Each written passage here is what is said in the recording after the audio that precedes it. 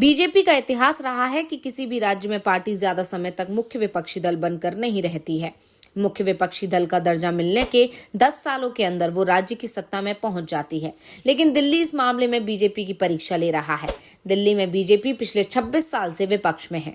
1998 में बीजेपी और कांग्रेस के बीच विधानसभा चुनाव में मुकाबला हुआ था, जिसमें कांग्रेस को जीत मिली और उसके बाद से ही बीजेपी दिल्ली विधानसभा का कोई चुनाव नहीं जीत पाई।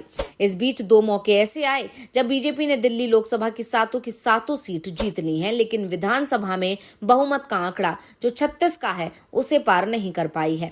इस बीच हाल ही में जो सर्वे सामने आए हैं उसमें भी बीजेपी की हालात को खराब ही बताया जा रहा है। ऐसे में बीजेपी हाईकमान दिल्ली को लेकर रणनीति बदलते दिखाई दे रहे हैं। दावा किया जा रहा है कि दिल्ली विधानसभा चुनावों में पार्टी पूर्व केंद्रीय मंत्री स्मृति ईरानी को सीएम पद का उम्मीदवार घोषित कर सकती है। हाल ही में हुए लोकसभा चुनाव में स्मृति यूपी की अमेठी सीट से चुनाव हार गई थी, लेकिन उसके बाद अचानक ही वो दिल्ली की राजनीति में सक्रिय हो गई हैं। वो पार्टी की सदस्यता अभियान से जुड़े कार्यक्रमों में लगातार जा रही हैं और कार्यकर्ताओं में जोश भर रही हैं, जिसके बाद दिल्ली बीजेपी में सीएम पद के दावेदारों के अंदर खलबली मच गई है। स्मृति ईरानी दिल्ली में ही जन्मी और पली बढ़ी हैं। इसके साथ ही पार्टी के अंदरूनी सूत्रों ने यह भी दावा किया है कि ईरानी ने दक्षिण दिल्ली में एक घर खरीदा है, जो शहर इकाई की गतिविधियों में उनके आगे की भागीदारी का संकेत देता है।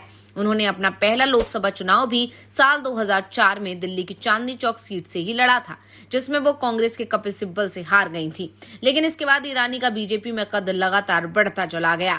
2014 में अमेठी सीट से हारने के बावजूद केंद्र में बनी मोदी सरकार में उन्हें मंत्री पद मिला। स्मृति 10 सालों तक मोदी सरकार में मंत्री रही, लेकिन इस बार उन्हें मंत्री नहीं बनाया गया और अब कहा जा रहा है कि स्मृति को दिल्ली बीजेपी में सीएम फेस बनाया जा सकता है। दिल्ली में बीजेपी नेता ने बताया कि स्मृति ईरानी को दिल्ली भाजपा की 14 जिला इकाइयों में से 7 में सदस्यता अभियान की निगरानी करने का जिम्मा सौंपा गया है।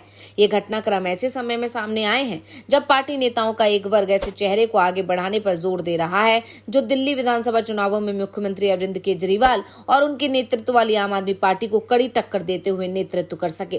साल 2020 के विधानसभा चुनाव में जब भाजपा ने किसी चेहरे या किसी नेता को अपना मुख्यमंत्री पद का उम्मीदवार घोषित किए बिना चुनाव लड़ा था, तब पार्टी 70 में से सिर्फ 8 सीटें ही जीत सकी थी, जबकि बाकी सीटें आपने जीती थी। वहीं 2015 में भी बीजेपी ने किरण बेदी को सीएम फेस बनाया, लेकिन बेदी अपने बयानों के चलते इतना विवादों में आ गई कि बीजेपी को जबरदस्त हार का सामना करना पड़ा।